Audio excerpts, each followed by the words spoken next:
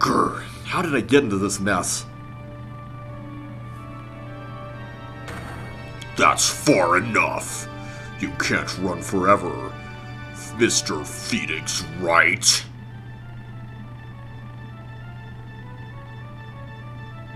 What? What have I done wrong? I cannot allow you to go on like this. But I'm just a simple defense attorney. Silence! You are no longer worthy of your title.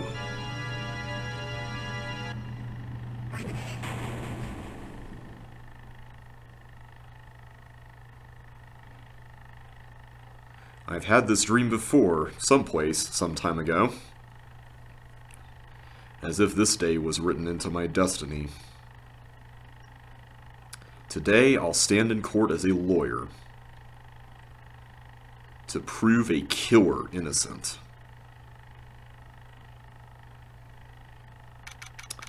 Hello everybody, and welcome back to Let's Play Phoenix Wright Ace Attorney Justice for All.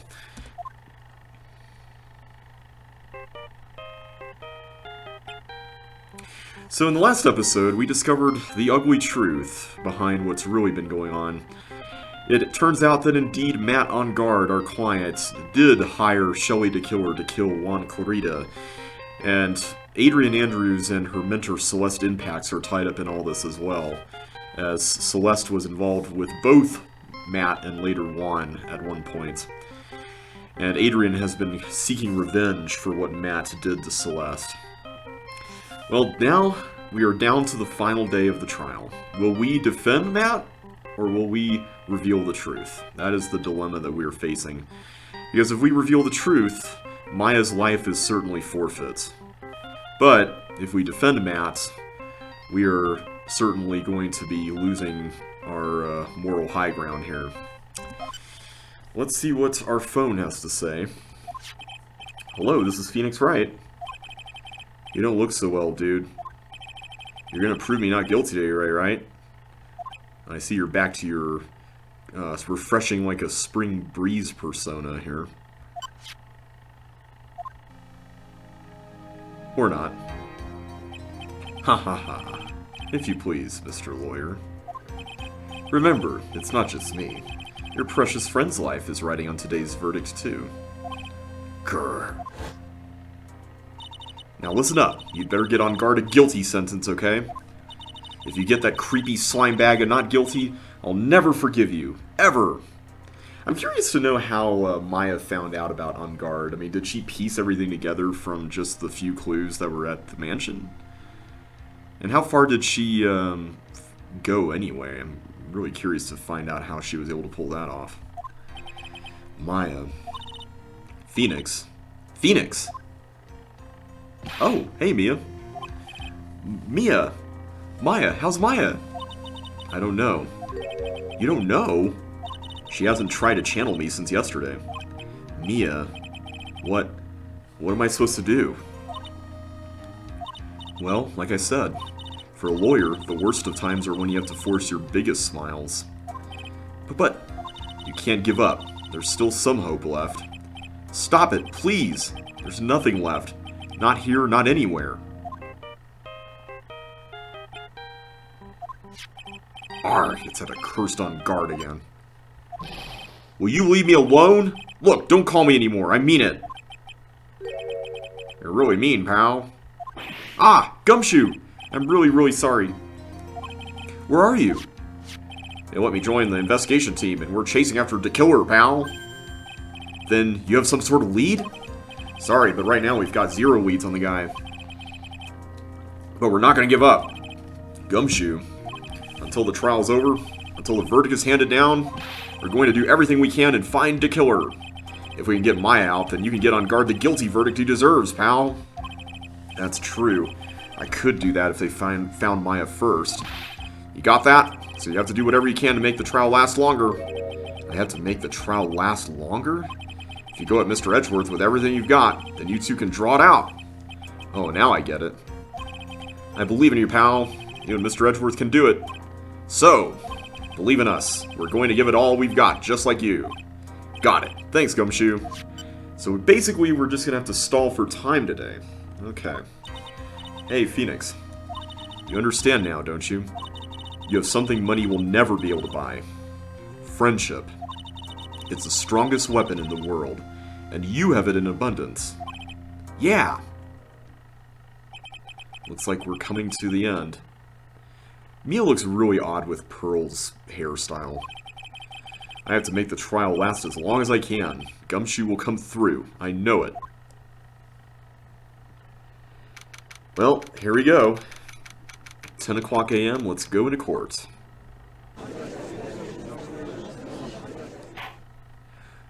Court is now in session for the trial of Matt on guard. The defense is ready, Your Honor. The prosecution has been ready for a while, Your Honor. Now, as I recall, we concluded yesterday's session with a big mystery on our hands. The mystery being what exactly was Miss Adrian Andrews' role in this murder. That is to say, is she really connected to the crime itself? Mr. Edgeworth, if you would please inform the court of today's proceedings. Adrian Andrews. She forged evidence that threw suspicion onto Mr. On Guard, and then proceeded to escape the crime scene by wearing a nickel samurai costume. The guilt of these actions are those from which she cannot escape. Then you're saying that she is guilty after all? Not of murder, but of something else. I'm not finished, Your Honor. Miss Andrews has nothing to do with committing the actual murder. I would like to direct the court's attention to this card. What is that? It looks like a shell. That is the calling card of a certain assassin. Assassin, you say? Yes, Juan Carrito was killed by a professional assassin. And the person who hired the assassin, his client so to speak, is Matt On Guard. What a surprising turn of events! I would think it's become commonplace by now, Your Honor. I know what's going on this time. So I know that everything Edgeworth has said is true, but we still have to hold out as long as we can. At least until Maya's safe and sound. I wonder how the trial will turn out today. Now then, please call your first witness, Mr. Edgeworth. The prosecution calls the defendant's mentor, Mr. Will Powers, to the stand. Now then, witness, your name and occupation, please. Okay, I'm Will Powers. I'm a poor, underpaid action star. Well, at the very least, Edgeworth was able to get his name and profession without any issue there. And what is your relation to the defendant? Well, I guess I'm sort of a lousy mentor to him in a way. Yeah. Mr. Powers, please, you don't need to put yourself down so much. Oh, sorry. Well, but I'm just kind of a nothing sort of guy. On the night of the murder, you visited the defendant's room. Is this correct? Yes. Did we know that? I feel like he probably mentioned it early on. I didn't know that. Oh, okay, we didn't know that. Okay, good. I was like, I don't think we've heard about that before. But you know, I didn't actually get to see Matt when I went. All you need to do is answer when you're asked. Now then, I would like you to please testify about when you went to Mr. On Guard's room. Okay, sure. Alright, visit to Matt's room. After the award ceremony, I went by myself to Matt's room. Matt was standing there in front of his... Whoops. My window went inactive there. Matt was standing there in front of his room, still in his nickel samurai costume. He was talking with someone. At first I thought it was the bellboy. I don't know, I can see this tuft of hair here that looks awfully familiar, so I don't think it was the bellboy. I watched the two of them for a while, but then I gave up and went back. I'd guests with me that night, and I couldn't make them wait for me. Hey, that's us. Alright, I didn't see anything particularly contradictory there. Nothing sounds out of place in Mr. Power's testimony. And talking with a bellboy is no big deal. Yeah, unless the bellboy is somebody suspicious. If one assumes that the person Mr. On Guard was speaking with was an ordinary bellboy. What are you implying? Well, Mr. Wright, let's have your cross-examination, shall we? Looks like we're in another sticky situation. Huh? A trap. Can't you smell it, Phoenix? But for us to find out more, we're just going to have to charge in head first, right? Indeed. Alright, well I know what I'm going to press him about.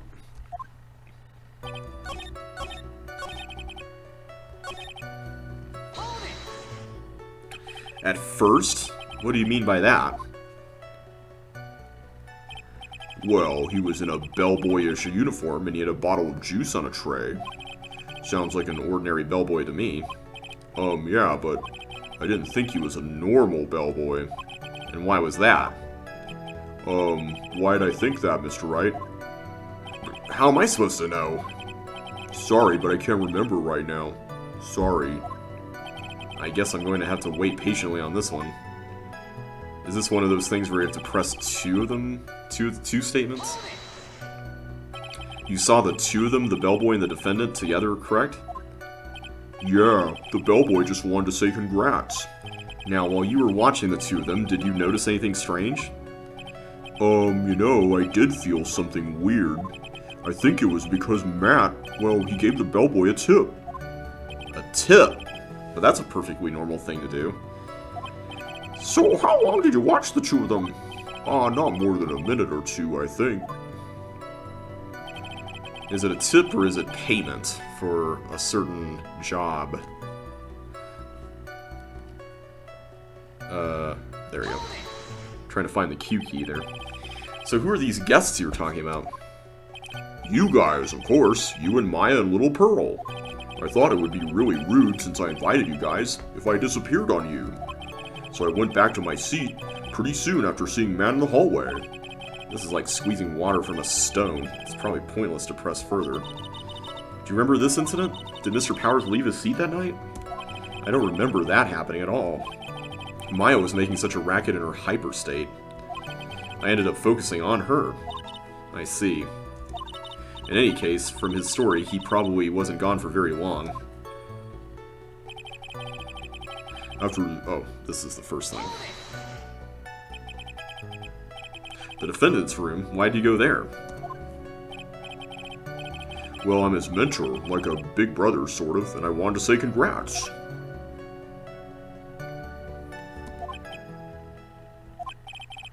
What's wrong? Why did you stop? But Mr. Wright. What is it? You're going to try to trick me into a corner, aren't you? Huh? I know I'm just a poor underpaid action star, but I'm not the killer. No one is saying you're the killer. No one said you were, Mr. Powers. No, please, don't trick me. Every time you do your lawyer thing, the witness suddenly turns into the bad guy. Every time? I don't think it's every time. Witness. I'll personally talk to the defense at a later time. So for now, please kindly cooperate and continue with your testimony. Sorry. So, you went to the defendant's room, and then? Hey, wait a minute. When and how did I suddenly turn into the bad guy here?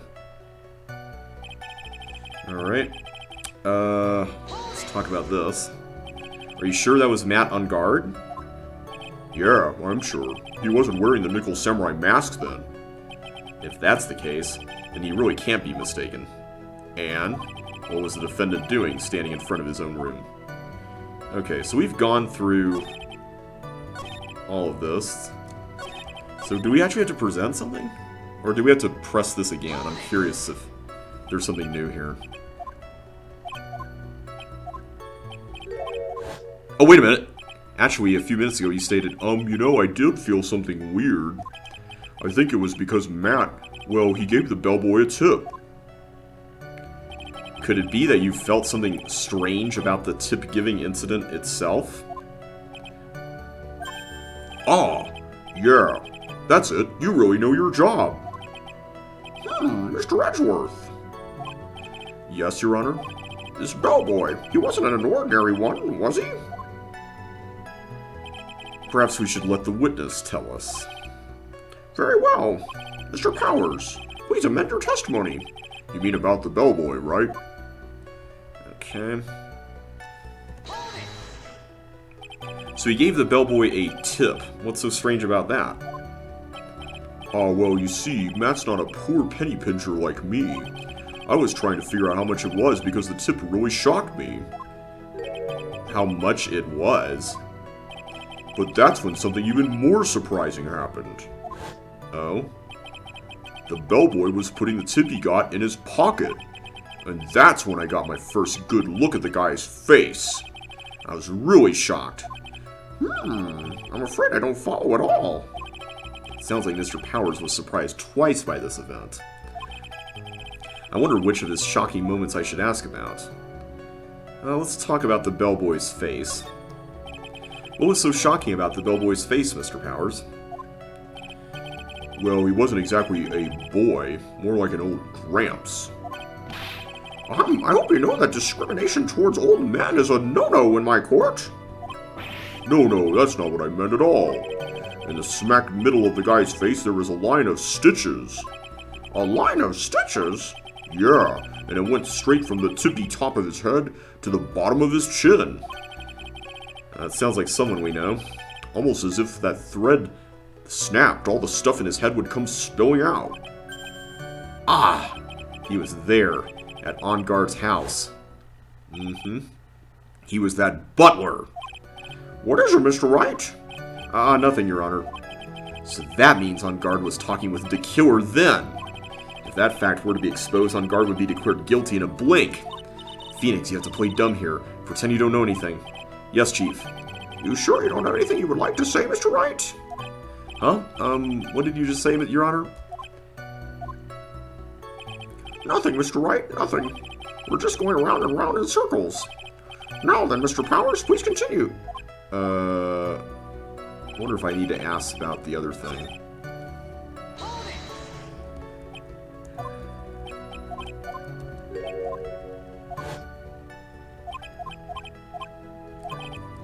Okay, let's talk about the tip. The defendant is a huge star. He can afford to give generous tips, wouldn't you agree? Sure. But giving him that much was maybe a little too much, I think. A little too much? Would you please clarify for the court about how much would you say the defendant gave to the bellboy? Honestly, I don't know. I can't even begin to guess. And why is that? Because he gave the bellboy a really, really fat roll of cash. A roll of cash? Okay, I think that's what we needed to talk about. Oh, wow. How interesting. That certainly was a very generous tip, wasn't it? A very fat roll of cash. That can be hardly called a tip, Your Honor. The judge is beginning to look awfully suspicious of us. Let's see. The defendant is a superstar. That kind of tip is typical fare for people like him. Are you saying that all superstars are super spenders? If I could receive large rolls of cash by simply bringing people things on trays, then why on earth would I stand around here prosecuting? He's got a point. I don't even get paid, let alone rolls of cash for all my hard work. So supposing that roll of cash was not a tip, then what was it? Payment, Your Honor. Payment? Isn't it obvious? For the murder of Mr. Juan Corrida. Then the bellboy the witness saw... Yes, he was the assassin. And we saw him too, on that first night. Hold your horses now. Mr. Edgeworth, you don't have any proof of this, do you? Have I ever been unprepared to support my claims, Your Honor? I have here the card Shelley DeKiller left at the scene of the crime. Shelley DeKiller? He is the person the police's special investigations team has been chasing for ages. I'm certain that the person the witness saw was this very assassin, Shelley DeKiller. Really? What's wrong, Mr. Powers? No, nothing. Something just clicked in my head, and I think I just figured something out. Oh? Actually, I saw that bellboy again later on that night. What? Well, that sounds like an important thing to talk about. Let's see if we can draw out the trial even longer here. Mr. Powers, please testify. Tell us what you saw. Yes, sir. Right away. The second time. This time, I was in that hallway because I had to go to the bathroom, and that's when that bellboy I saw earlier came out of the room. Of course, when I say room, I mean Juan Corrida's room. Now that I think about it, that bellboy did seem kinda out of place. Yeah, so he had to be the assassin. I'm sure of it. I mean... Thank you very much. That is all we need for now. Huh? But I'm not done. There's still more. Let us first establish that the bellboy was truly Mr. DeKiller. Then we shall see. So the bellboy came out of the victim's room. And if that bellboy really was the assassin, then I think the answer is fairly obvious. That would be correct, Your Honor. Well, Mr. Wright, I believe it's your turn to entertain and make us laugh. Ha, ha, ha, ha. Really? We didn't do a Moe-style This is no laughing matter. Alright. Well, I still don't see anything contradictory here, so... let's just press away here. And what time was it? Well, I don't remember. The award ceremony ended around 8 p.m., right? And I went to Matt's room pretty soon after that. And then I came back, and then I went to the bathroom. So I guess maybe it was around 8:10 p.m. by that time. Well, that would be around the time of the murder. The video was certainly recording at that point. You're not one for details, are you, Mr. Powers? Sorry. I thought I could maybe catch Matt and say my congrats. Alright. Talk about this. This seems to be the most important thing. Are you sure he was the same bellboy? Yeah. And how could you tell? All the bellboys wear the same uniform, after all. But you see, well, he had those stitches in his face.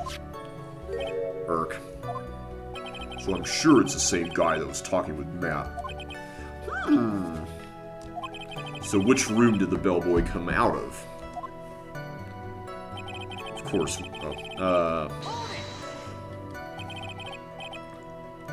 The victim's room, huh? Yeah, the one with all the really pretty flowers and teddy bears. It was Juan's room, alright. Words cannot describe how screwed I am. Let's continue with the testimony, shall we?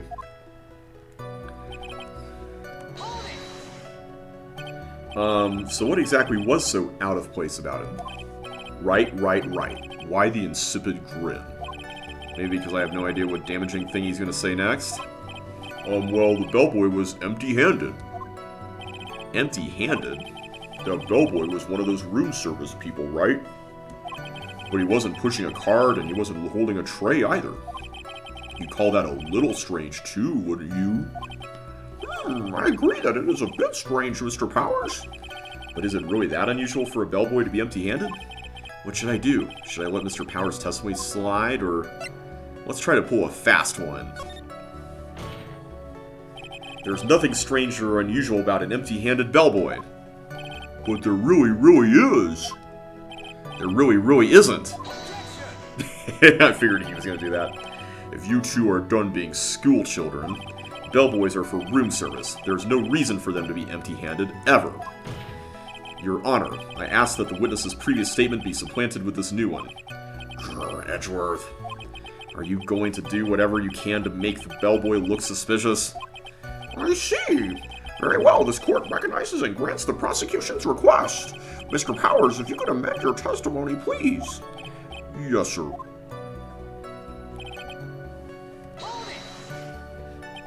So you're saying that it's suspicious for him to be empty-handed? Yeah, really suspicious. I mean, when I first saw that bellboy, he was holding a tray in his hand, and there was a bottle of juice and a wine glass on it. Juice? What kind of juice was it? I'm pretty sure it was tomato juice. If we could come up with some sort of reason as to why he would come out empty-handed, some sort of proof, then I think we can dodge the bullet on this one for now. Proof, huh? Sounds like another job for the court record. So I'm guessing that's a hint. Please don't be so quick to judge. But it's kind of a Powers family thing. Think of every person as a thief. Well, I guess a thief and an assassin are both sneaky and silent. That's not the point, Phoenix. In any case, if that bellboy was the assassin, it would be very bad for us. But he really is the assassin, you know? Yes, but you can't give in yet. If you want to prolong this trial for as long as possible, you're going to have to pull some cheap tricks on this one.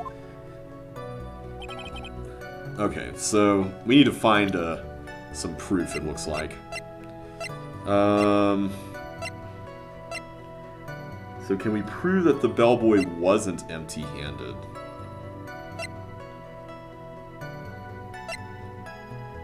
When he came out of the room.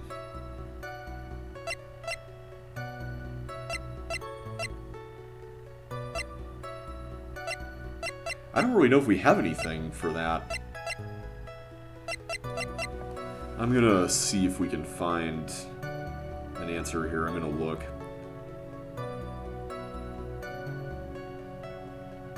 Oh, the wine glass. Okay. But wasn't the wine glass in there? I don't get why this is the right answer. Mr. Powers. Yes? You're easily influenced by other people's words, aren't you? As soon as you heard that the bellboy might have been the killer, you got caught up in believing it must be true. But isn't he really suspicious? He's got all those stitches and... So, a baseball has stitches. Are you saying all baseballs are suspicious because they have stitches? Go. Well, there's also... I mean, what about him being empty-handed? I would like to ask the court to please take a look here. This is the crime scene. There's a wine glass sitting next to Mr. Corita's body. The liquid inside this glass is tomato juice. And now, if you would look at what is on top of the table in the lower right corner here, anyone can clearly see that is a tray with a bottle of tomato juice on it. This still doesn't answer the question about why he wouldn't have been empty-handed coming out of the room, though, because if he left all that in there, wouldn't that be exactly what happened? The bellboy had just brought this to Mr. Corita's room. He left the tray in the room, which is why he was empty-handed when he... Oh, we're trying to substantiate it, I see. But what? And we're just trying to say that it lines up. That would mean that the bellboy had seen and left a dead body in the room. Ah, but can you prove that Mr. Corita was already dead at that time? Mr. Edgeworth. Yes? I blame you for leading me down this route. Heh, heh, heh. I'm terribly sorry. What is with him? Why is he laughing? Witness, isn't there one more thing you would like to share with us? There's always one more thing, isn't there? Is there? The bellboy was empty-handed, or should I say empty-handed? I recall you had something interesting to say about his hands. Oh yeah, I almost forgot. Huh? What? That bellboy, he was wearing gloves. Uh-oh. Gloves? Yeah, pitch black leather ones. All the other bellboys don't wear gloves like that, right? Black leather gloves? Why didn't you mention them earlier? Sorry, it slipped my mind. Boy, does this make the bellboy look really suspicious. Alright, gotta focus. Can't lax here. Get lax here. So what if he had gloves? A lot of bellboys wear gloves. Come on, Mr. Wright. That bellboy was wearing black leather ones. So, a football is made of leather. Are you saying all footballs are suspicious because they were made of leather? Gulp. But that man, he received a large roll of cash from the defendant. And then he was seen leaving the crime scene wearing black leather gloves. I don't think that even someone like myself could believe he was just another bellboy. Herg. It seems that we have finally come to an understanding. Now then, witness, please continue with the rest of your testimony. The rest? Oh yes, please tell us more. Okay.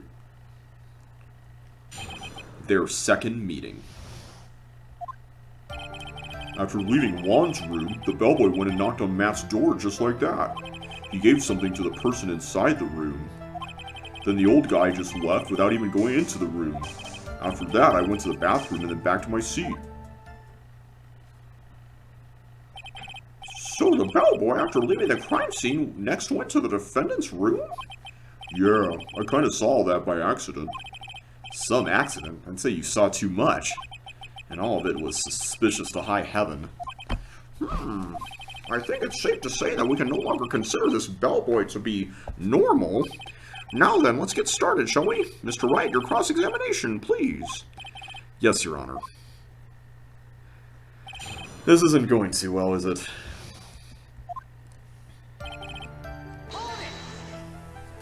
Is that what you saw while you were busy spying? Excuse me? I may be a poor underpaid action star, but even I wouldn't stoop to spying. Well, I think the point is, where did you watch all this from, Mr. Powers? Oh, from the door of the bathroom with my left eye and a sneaky sort of spy light. Yeah, I knew he was spying. Please, does it really matter if he was doing it over or underhandedly? What did the bellboy do next? That's all I care to know.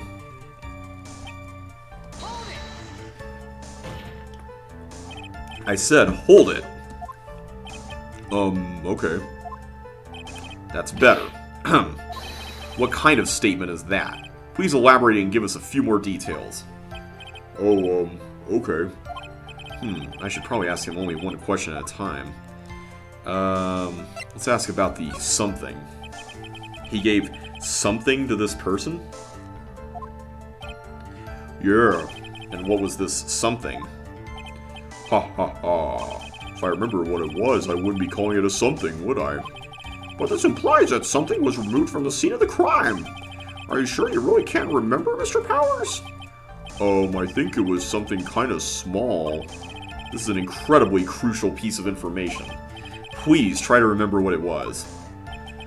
I'll try. In the meantime, let's talk about another point, namely what the bellboy did next. Oh, so after he gave the person inside the room the thing. Okay, something tells me we're going to have to come back to that statement. Where did this bellboy go after he left Mr. On Guard's room? He opened the door to Viola Hall, went in there, and who knows what after that, right? I do. Come on, stop being inactive there. My window just completely disappeared. Whoops.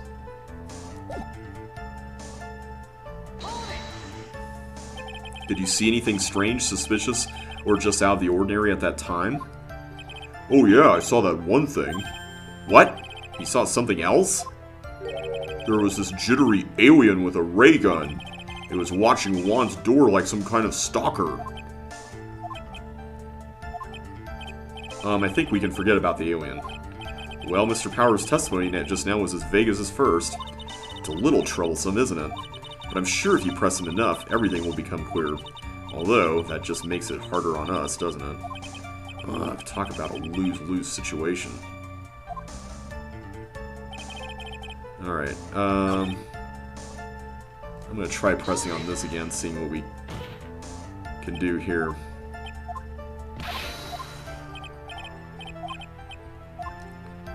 Let's talk about the person inside this time. So who took this something the bellboy handed off? Actually, I don't know. What do you mean?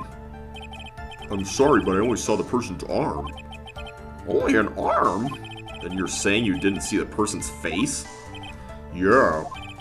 I would like to summarize the testimony up to this point, if you don't mind. When the bellboy left the crime scene, he immediately went to the defendant's room.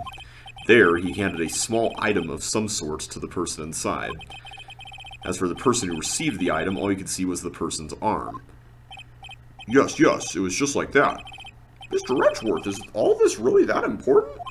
Of course, Your Honor. I think this is of the utmost importance. This is when whatever was removed from the crime scene was handed over to the client. Mr. Powers, please try to remember what it was the bellboy handed off. I think that was new. Okay. Oh, here we go. If I saw it again, I could say for sure, but I think it was some sort of wooden statue. Wooden statue? A statue? Yeah, it kind of looked like one, I guess. If I saw the actual thing again, I'd probably remember, you know. Looks like for this trial to proceed, I'm going to have to come up with whatever this statue thing is and show it to him. You're going to have to trust your instinct on this one and take a chance, Phoenix. Well, Mr. Powers, let's continue with your testimony. What did the bellboy do after that? Okay. I think I know what this might be.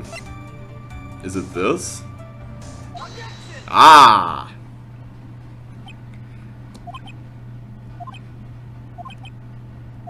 What was the point of that pregnant pause? Where did that objection come from? Well, speak up. It was me, Your Honor. What is it, Phoenix? I have a feeling that something bad is going to happen once I show this.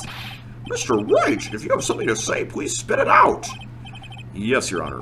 Okay, Phoenix, deep breath. Mr. Powers, the something you saw, was it this item? Oh, hey, that's it. That's the something. Wow, Mr. Wright, you really figured it out. I recall we found this at Matt Ungard's mansion. At the defendant's house? What does this mean? It's simple, Your Honor. Shelley the killer assassinated Juan Corrida in his room. And then he stole this wooden bear from the scene of the crime. Then the bear being found at Mr. Ungard's mansion would mean... It goes without saying, Your Honor. Mr. Matt Ungard is the killer's client. That's not good. Order! I said order! Mr. Wright, this is a most unfortunate turn of events for you. Yeah.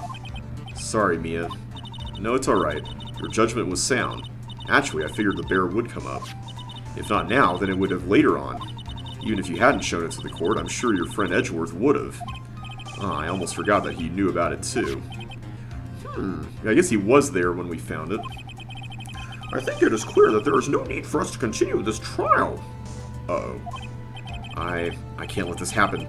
I have to do something. There has to be something we've overlooked. Your Honor, a minute, please. Yes, Mr. Wright. There are still a few points left that we have not fully explored. What are you trying to pull? Oh, well, we can't have that. Alright, Mr. Wright, what questionable point would you like to explore further? Let's talk about the person who received the bear. There was one thing in Mr. Powers' testimony that was very unclear, and that is the identity of the person who received the bear. He gave something to the person inside the room. I'm sorry, but I only saw the person's arm. As long as we don't know who it was that took the bear, we can't be sure of... Ah! Huh? What is it, Mr. Powers? If you're going to scream like that, then at least give us a good reason why. Oh yeah, sorry.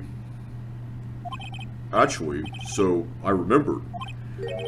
I remember who took the bear. What? Really? I mean, I only saw his arm. But the arm, it was the Nickel Samurai's arm. I swear it. That's a very distinctive arm. You've got to be kidding! Are you sure of that, Mr. Powers? Yeah, I'm sure it was the Nickel Samurai.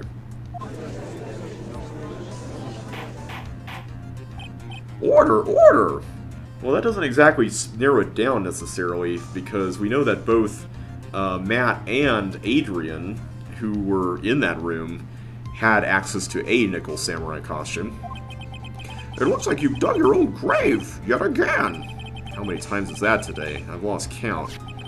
So the person who took in this little bear was the nickel samurai. And, as we all know, Matt on guard is the nickel samurai. But he's not the only nickel samurai. Thanks to the defense, we've made that all the clearer. What am I supposed to do now? Mia, help! You don't have time to act lost. You've got to find another angle to attack this from. Hurry! Now I will bring this cross-examination to... Your Honor. Again, Mr. Wright? We've already removed any and all questionable areas of this testimony. It's about time you were removed from this court, Mr. Wright.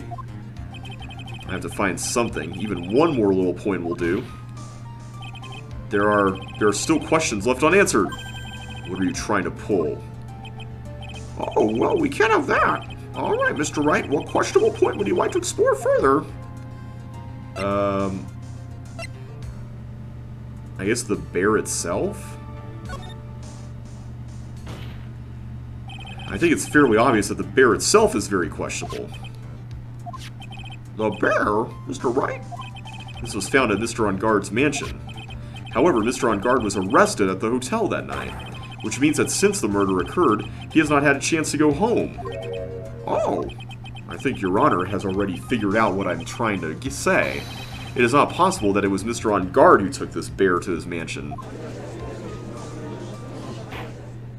Why, that's very true. We didn't consider that point, Mr. Wright. There was no way, time-wise, for the defendant to have taken this bear home. Phew! Disaster averted. It looked... Uh-oh. You haven't gotten the best of me yet, Mr. Wright. What are you saying? We've gotten the best of you several times in these things. Huh? I remember it clear as day. I remember what you muttered to yourself at On Guard's mansion. We have this area completely surrounded. There's no way for him to escape. I can't believe it. That butler, all this time he was the killer. The killer and On Guard were working together, so to speak. And the killer was hiding at On Guard Mansion as its butler. What a bold move! The bear figurine was brought back to On Guard Mansion by the killer himself. When it looked like he was about to be arrested, On Guard had him do so. I assume because it would have been bad had the police found it during their investigation. So wait a minute, if the killer gave the bear to the Nickel Samurai, aka On Guard, that we're presuming, then why would the killer take it to the mansion? Like, I'm not crazy with that point, am I?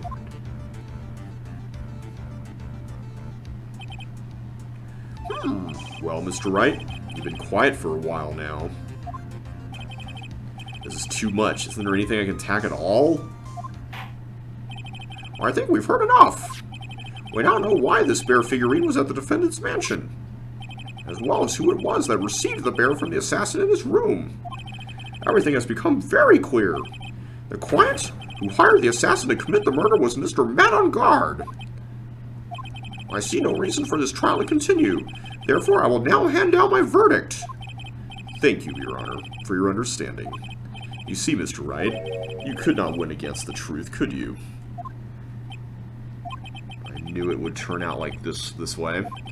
After all, what Edgeworth has stated is the truth. Any last objections, Mr. Wright? Well, do I? What should I do? We have no other choice. I will now. Objection! There is only one way for me to drag this trial out. The only thing I have left is this one dirty trick. Your Honor, right now we have these two reasons to believe my client is the assassin's client. Reason number one, he accepted the bear figurine from the assassin. Reason number two, that very same figurine was found at On Guard Mansion. However, it's possible this is all the work of a certain other person. What are you saying? What I'm saying is, it's possible a different person is this killer's real client. The real client? Yes. Tisk tisk. Is this all you have? Now then, Mr. Wright, let's hear your theory. Who do you say is the killer's real client, and therefore the real murderer? Well, we have no other options here. Adrian Andrews? Yes, we already know that she tried to frame Matt on guard for the crime by wearing a spared nickel samurai costume. Ah, then the nickel samurai's arm that I saw. That could have very well been Miss Andrews. But what about Mr. On Guard? If you would please recall yesterday's testimony, the defendant was taking a nap during the break period. That's right. Then, finding this figure at Mr. On Guard's mansion? It was a well-laid trap set by Miss Andrews. Mr. Edgeworth, what is your opinion on this? I can't even begin to count the flaws in the defense's logic, besides which there is no evidence to support it. However, I can't fully discount its possibility either. What is with this trial? Come on, anyone can tell On Guard did it. I can't believe the defense would go so as far as to pin the guilt onto someone else. Yeah, unbelievable. It's not something petty, it's murder of all things. This is to save Maya. This is to save Maya. Even if the whole world turns against me, this is one fight I can't give up on. Order! Order! Order! All disruptive parties will be forced to leave the courtroom. Your Honor, for the benefit of the defense, I'm willing to play along with his what-if game. His what-if game, Mr. Edgeworth? The prosecution is prepared to challenge the defense's theory. Mr. Wright, even you must have thought it strange and wondered, why would the criminal want this little wooden bear? He's right. The killer did specially bring that bear to On Guard right away. Why do you ask? Is there something special about it? Absolutely. And I'm sure that once the court knows its significance, the true killer's identity will become crystal clear. Your Honor, the prosecution calls upon a witness who will clear all doubt against Miss Andrews. And who would that be? It's quite simple, Your Honor. Miss Adrian Andrews herself. I see. Well then, the court will take a short 10-minute recess. The prosecution will prepare its witness in that time. Yes, Your Honor. March 23rd, 11:54 a.m., District Court, Defendant Lobby Number 3. Ha ha ha. Oh, I knew it was a good idea to hold her hostage. Don't you agree, Mr. Lawyer? But I never thought in your desperation you'd try to pin the guilt onto Adrian. Arg, I swear this demon will pay. Mr. Nick! Pearls? Where's Mia? I don't know. A really strong power suddenly called her away. Ooh, is Maya trying to call her? A really strong power. Uh-oh. Oh, Mr. Nick, your phone is... It's from Gumshoe. At least we checked the caller ID this time. How's it going? Have you been hanging in there, pal? Yeah, sort of. We just barely found something to latch onto. Phew, that's good, pal. And what about you? Anything yet? Have you figured out where the killer and Maya are? We still don't have any leads, but... What? We don't have any more time! If we just had one, even a single clue would be really helpful. I was only able to come this far because I kept thinking to myself, I've got to keep the trial going until Maya's been rescued. But have I just run out of luck this time? Is all our hope for naught? A tent. Huh? A tent? I can see a circus tent. Mia! It looks like Maya was unconscious until just a few minutes ago. As soon as she woke up, she called for me. So it was Maya that called you away. She's locked in a dusty little room right now. But I can see a circus tent outside the window about 300 feet away. Gumshoe! Is there a circus in town right now? There's only one, pal. The very big circus. I was kind of wondering if that's what it was. Maya's somewhere within a 300-foot radius of the main tent. What? Okay, hold on a sec, pal. Hey, draw a circle on that map. About a 300-foot radius from the main tent. Hurry! And I could see a mailbox under the window just outside. Gumshoe, there's also a mailbox. Okay. What else? What else, Mia? I'm sorry, but it was a very small window. I couldn't see anything else. It felt like I was in an old office building, maybe the 3rd floor or so. I heard her. An old office building. Good stuff, pal. Okay, just hang in there. Just a little longer, pal. Wish us luck. Good luck. I'll call you later, so don't let your battery die, okay, pal? Mia, Maya's not hurt, right? She's in a pretty bad state, Phoenix. She's being starved. Gumshoe, please hurry! Looks like we're out of time. Are you alright, Phoenix? It's only a matter of time before Maya's rescued. I can do this. I just have to make this trial last a little longer. Alright. Let's go back in.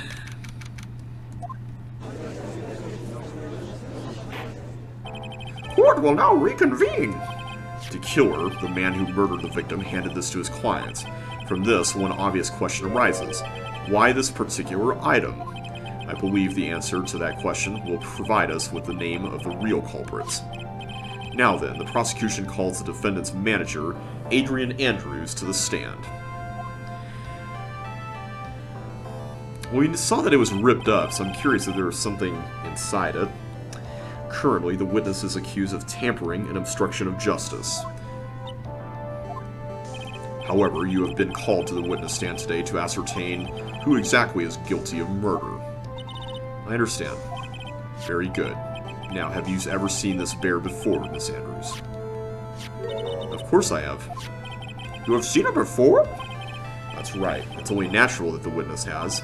Miss Andrews, could you please enlighten the court as to this bear's secrets? Alright. Why? Why does she... The bear figurine. Actually, this is an elaborate puzzle. If you know the correct order, it can be taken apart one piece at a time. At its center is a small cavity with just enough room to store a small item. Because of its complexity, if you don't know the order, you can't open the bear. You really can't tell that it's a small jewelry box just by looking at it. So this figurine, it's a container of sorts, is it? Yes, looks can be deceiving, wouldn't you agree? Yes, this is superb craftsmanship. Oh, yes, I nearly forgot. You may begin your cross-examination, Mr. Wright. Looks like there really was something to that bear after all. Okay.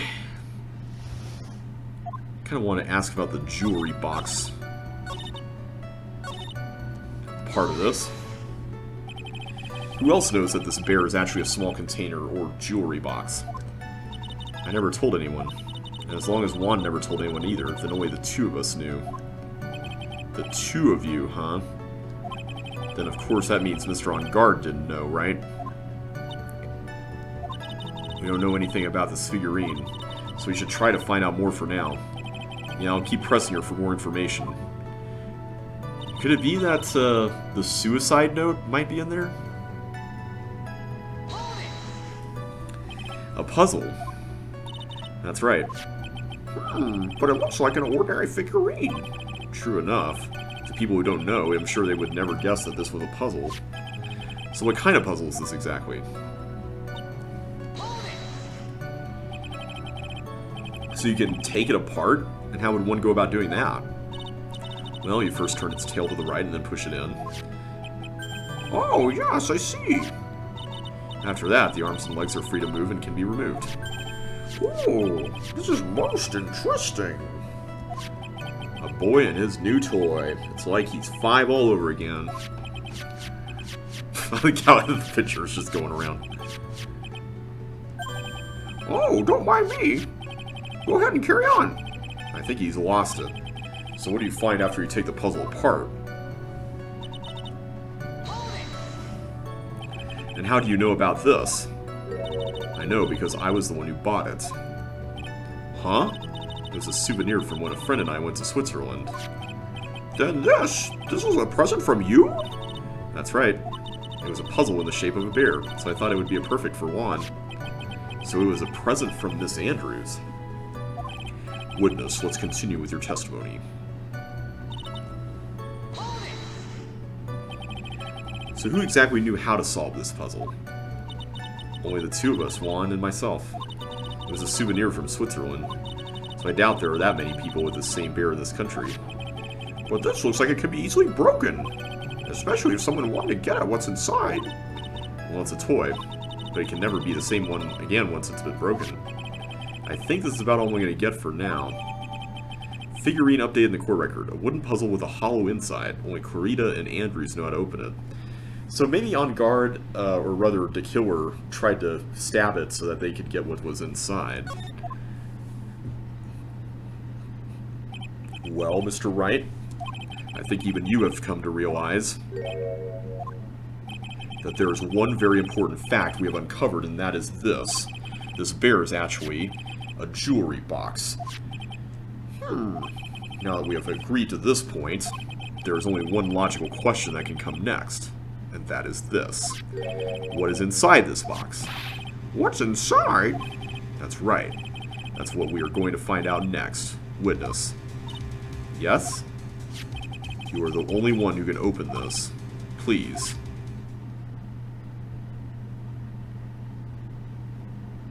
There's a painful silence hanging over the courtroom. All eyes are on Miss Andrews now as she solves the puzzle and takes the bear apart. So was this thing inside actually removed or not? I'm curious now. I've opened it. Is this what you wanted? What is that? It looks like a note. I don't think we need to guess at what that is, do we, Mr. Wright? It's a suicide note. I knew it! The suicide note? The suicide note left by Juan Clarita's former manager, Celeste Impax. Until now, no one knew of its whereabouts. But just as we suspected, it was hidden. Hidden by the victim, Juan Clarita himself. It seems Celeste Impax had very beautiful handwriting, and she just as beautifully signed her own name on this document. This is most definitely the note she left right before she committed suicide. And I'm sure it has a lot of incriminating stuff on Matt in there. Order! Witness, did you know about this? Yes, I did. I heard all about it from Juan. When I discovered his body, I looked for the bear. I wanted to destroy the note before it became public, but I couldn't find it anywhere, because it had already been taken by the killer. Everything is going at Mr. Edgeworth's pace, so now that the suicide note has been found, what's the next logical question? What is written on the note? That's right, at least that's what I would think. Now then, I believe it is only appropriate the contents of this note be made known. I can't stop you, can I? I went through so much just to get my hands on it, and I was going to burn it for her sake. I'm deeply sorry, but I can't allow you to persuade me to stop. Your Honor, if you could please read the contents of the note aloud. Very well. The judge's voice rang loud and clear through the deathly silent courtroom. In her note, Celeste Impax left to us a record of all that had happened to her, about being used and then thrown away by On Guard, about being engaged to Clarita and On Guard's role in destroying that, and about how she decided, in her despair, to end it all.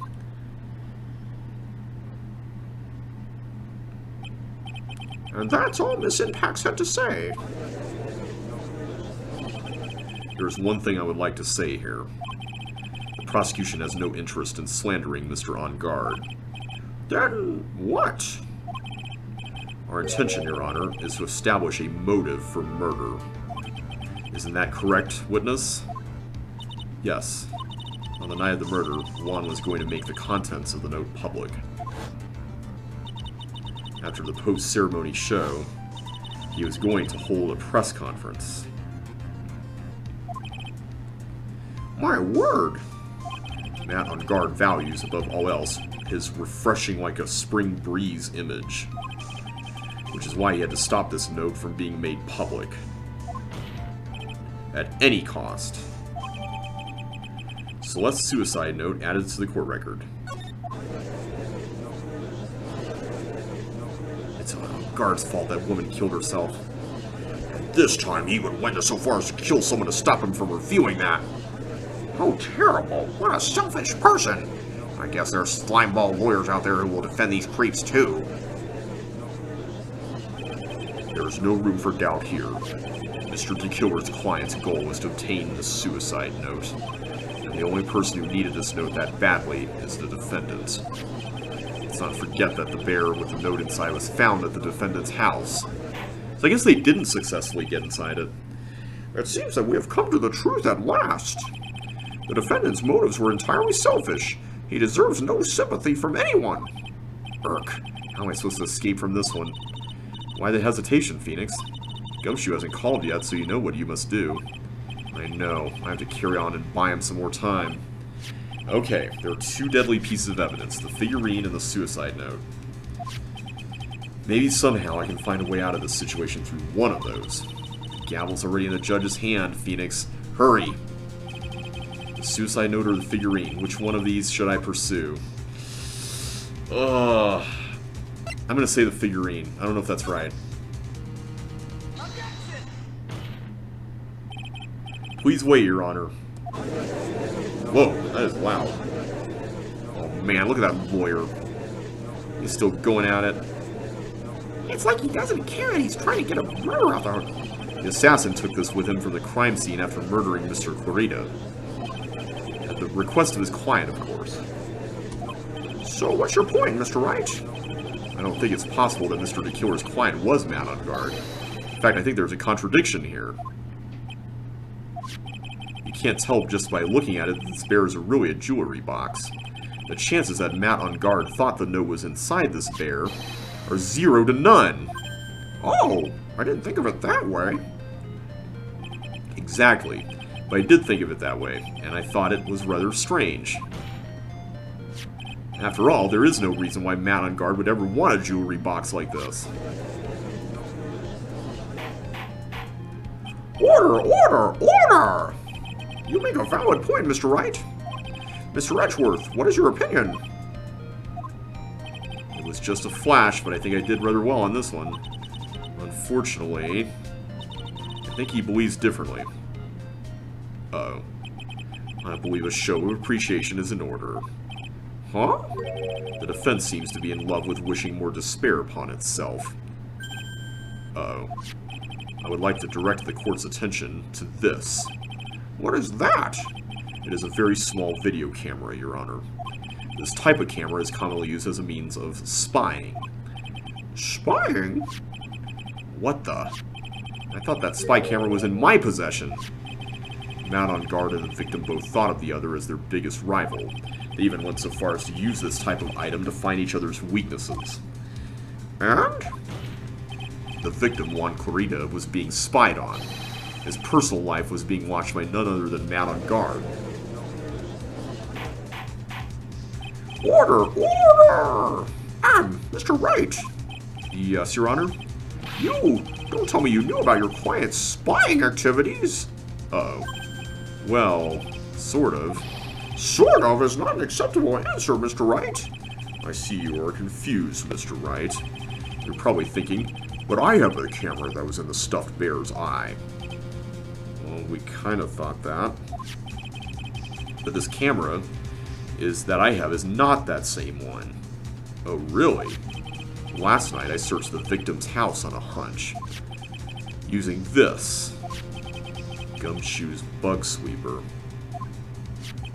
By the way, Mr. Wright, the defendant's fingerprints were found on this camera.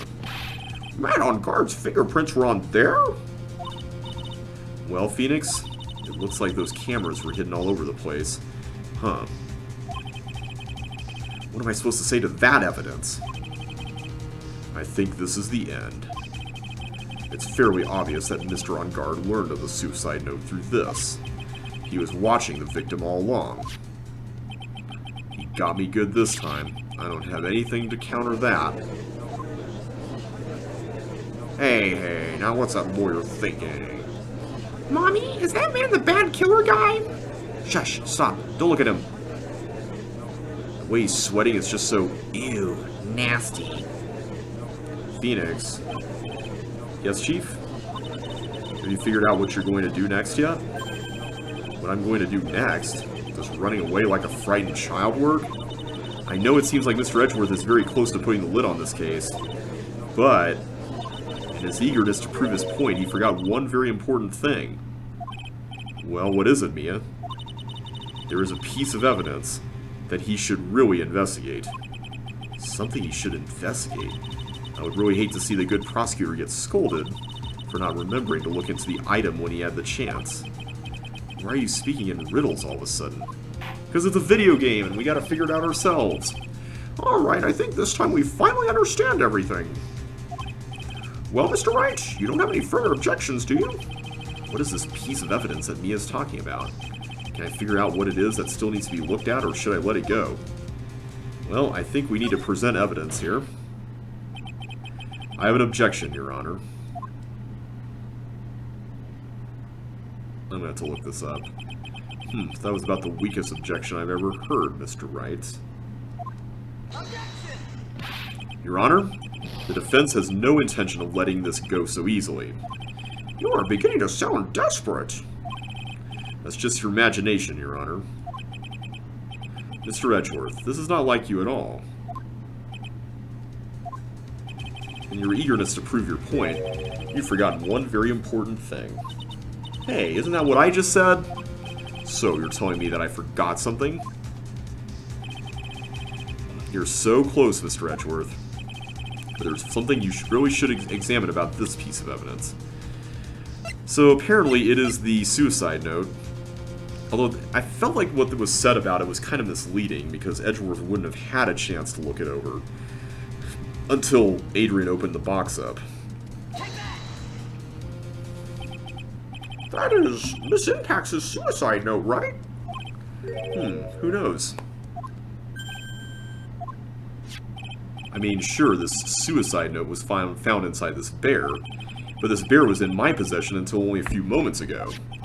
Which means the handwriting on this suicide note has yet to be analyzed. Oh! So, as to whether this pivotal piece of evidence was really written by Miss Impax or not, that has yet to even be remotely confirmed. Mr. Wright, you can't seriously be suggesting... Mr. Wright, are you saying the suicide note is a fake? Miss Andrews, you were the one who tried to pin this murder on Mr. On Guard. Who's to say you didn't create a fake suicide note and put it into this bear? How dare you? Your Honor, the defense is indiscriminately accusing the witness again. There's no evidence linking the witness to the suicide note whatsoever. But if this is a fake, then the witness is the only person who could have made it. What? Recall the witness's testimony concerning this figurine. The only person other than the victim who could have solved the puzzle is the witness herself. Ah!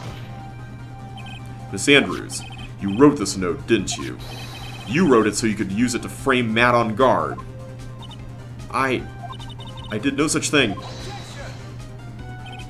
Right, if you're going to pronounce this suicide note a fake, then show this court some evidence to support your theory. Mr. Edgeworth, you were the one who presented this scrap of paper as evidence. That means the burden of proof lies with you, the prosecution.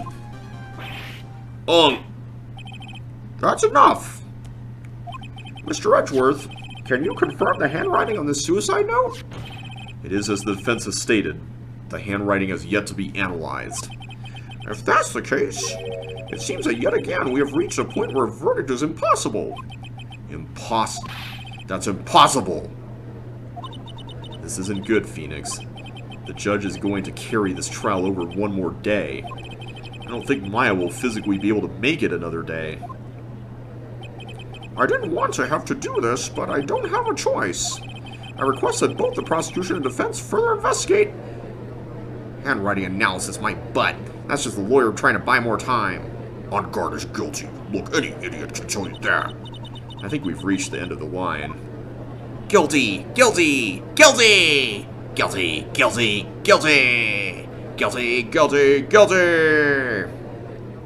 They're probably chanting it more like. Ooh! Who is this? What is that sound? It's Gumshoe! Hello? Gumshoe? What is with him? And what's with that sigh? Where's Maya? What happened to the killer? He got away. What? I'm sorry, pal. I really am. I don't know what to say besides I'm sorry. I wish there was some way to make it up to you. I really do. Anyway, what's going on? We found his hideout, pal. But the two of them were already gone. This is terrible.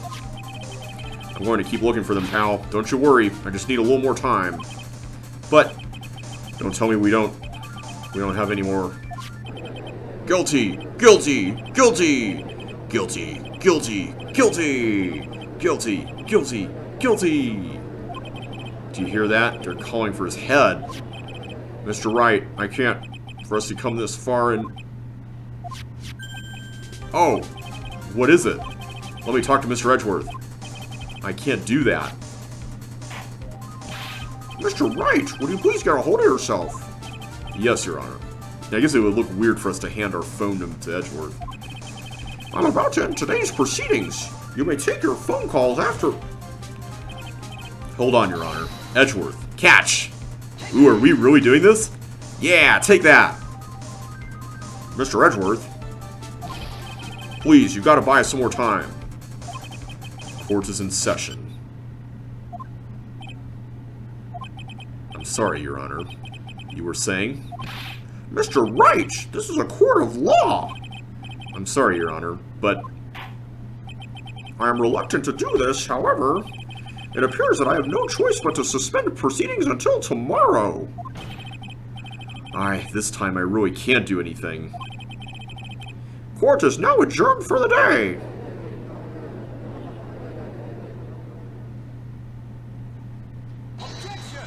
Hey, I know that objection. Please wait, Your Honor. Edgeworth? What is it, Mr. Edgeworth? I humbly request another 30 minutes of Your Honor's time. For what purpose? We can perform the necessary tests on this piece of evidence in that time.